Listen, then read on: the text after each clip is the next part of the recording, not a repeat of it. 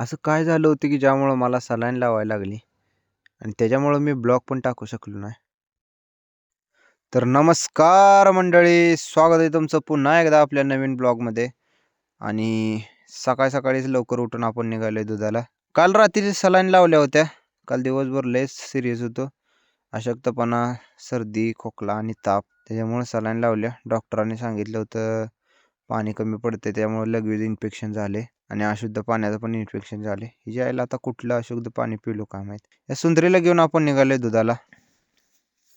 तर शानगण काढून आणि पिंडी वगैरे ठेवून आपण काढायला लागले दूध. आणि दूध काढतच होतो तेवढ्यात ह्या गाड्याला काय खुमखुमी आली काय माहित.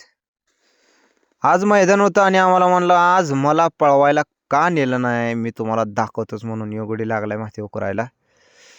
आज चिट्ट्या विट्ट्या टाकल्या होत्या, गट निघलं होतं. एक चिठ्ठीमधनं लागली होती, मस्तपैकी झालं असतं काहीतरी. पण घरची थोडं काय अर्जंट काम असल्यामुळं गाड्याला नेताच आलं नाही, त्यामुळे योगडी पिसाळलाय. मैदानाला जायचं म्हणल्यावर गडी आधीच रान ओळखून असते. मैदानाला जायचं म्हणल्यावर काय सुद्धा सकाळचं गडी खात नाही, प्याला तर पाणीच पितो.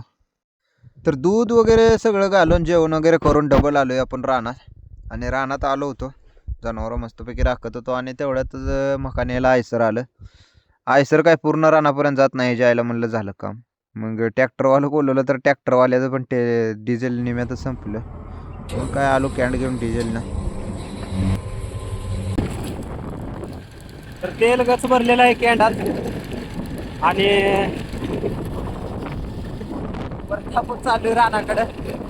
आईच्या गावात आज कोणाचा चेहरा बघितला होता काय माहित, सकाळ धरणं सगळं अपशोकन व्हायला लागले. डिझेल आणून टाकलं आणि इकडे पप्पा कमराला गमजा बांधून उभाच राहिलं होतं. म्हणलं वजन कसं टाकते गडी बघूया. ट्रॅक्टरनं मका रस्त्यावर नेली आणि आयसरमध्ये भरून दिली. एक ट्रॅक्टर गेला नाही तर वर दुसरा आला. आता मका काढून झाले म्हणल्यावर काय नांगरून काहीतरी केलं पाहिजे म्हणून ट्रॅक्टर लावला नांगरायला इकडे जनावर वगैरे सोडली. म्हणलं नांगरते म्हणलं खाऊ द्या जनावर. मम्मी पप्पा आणि मी इकडे जगडे येतोय. सलाईनचा व्हिडिओ काय आजचा नाही, काल काढला होता रात्री. ज्या आईला निवारच मागं लागलं होतं. 4 दिवस आजारी होतो. लागलं पहिल्यांदा घशात खवखवायला, नंतर सर्दी झाली, नंतर ताप आला, नंतर अशक्तपणा आला. एवढं काय टेन्शन नाही म्हणलं, सलाईन लावतो नीट होतंय. पाणी तेवढं रिटर्न पित जावा. आणि यात चुकी पण माझीच आहे, पाणी पिलं नव्हतं मी. तर सगळी रानातली कामं उरकून आपण आलोय घरी. मस्तपैकी जेवण केलं आणि चाललोय व्हिडिओ एडिटिंग करायला. तर जेव्हापासून मी ब्लॉग चालू केले तेव्हापासून जरा फॉलोअर्स वाढायला लागले. तुमचं सगळ्यांचं प्रेम असंच राहू द्या. आणि व्हिडिओ आवडला असला तर व्हिडिओला लाईक करा आणि फॉलो करायला विसरू नका. भेटूया उद्याच्या व्हिडिओमध्ये.